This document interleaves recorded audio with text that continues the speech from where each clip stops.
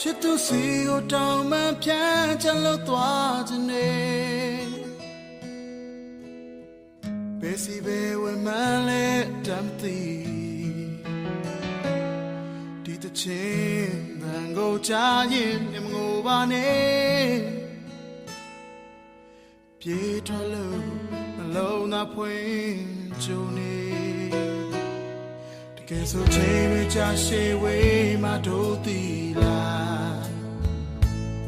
ရှင်မမင်းလေးပဲချစ်နေတဲ့နောက်ထပ်မရှိနိုင်တော့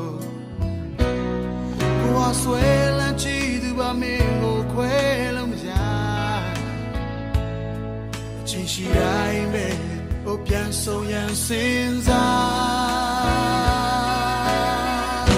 အချစ်လေးဆောင်လို့ကြုံနေတော့တို့နောက်ထပ်ဝေးမသွားကြ